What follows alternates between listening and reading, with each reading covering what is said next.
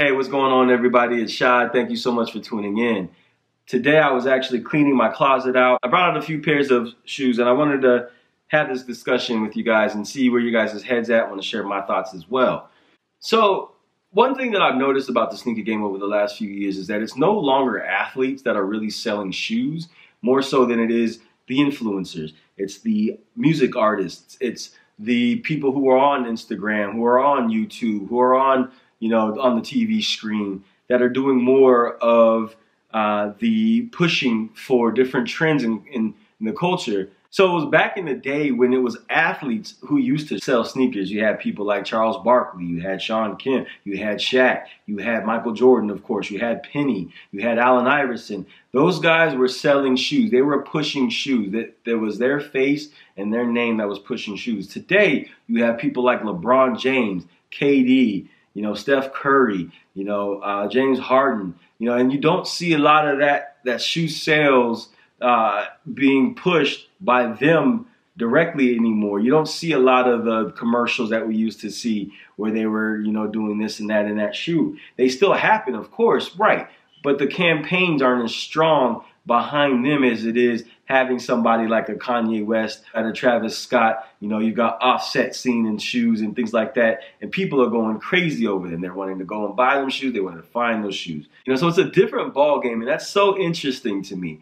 I remember back in the day, like you see a Michael Jordan commercial, you see a Penny Hardaway commercial, you had to go out and get that shoe right away.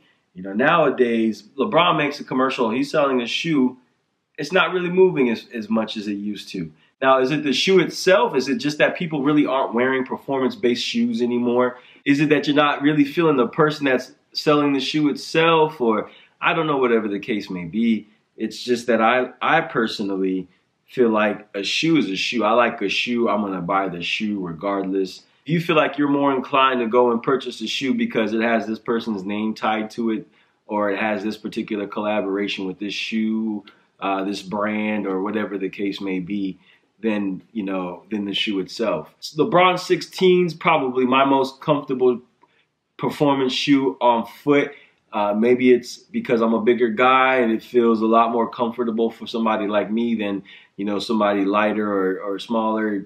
The Zoom Air is super responsive for me. The cushioning is amazing on this shoe. Like, one of my favorite shoes to wear last year, and still to this day, I feel like I put these on feet and it's just like walking on pillows. Cool shoes to me, man. I feel like these shoes were tight, but more than anything, I bought a lot of them because they're a comfortable shoe. I had a few more pairs of these that I actually got rid of, but overall, the LeBron 16 is definitely a shoe that was deserving of more attention and than it maybe had gotten. Not so much because of the shoe, the way it looks, but because of how comfortable of a wear this shoe is. So give me your thoughts. Do you feel like a performance shoe isn't really where it's at anymore in terms of wearability, comfortability, and things like that? Or is it a lifestyle shoe that you're more more excited to purchase and wear?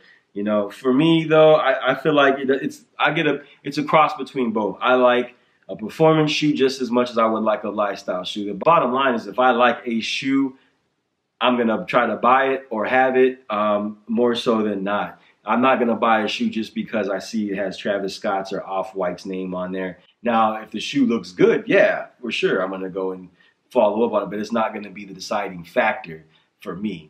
And a lot of people are only into the hype. You only see them wearing Yeezys. You only see them wearing Off-White. You only see them wearing Supreme. And things like that. And I don't have a problem with it. That's not my lane. It's never been my lane.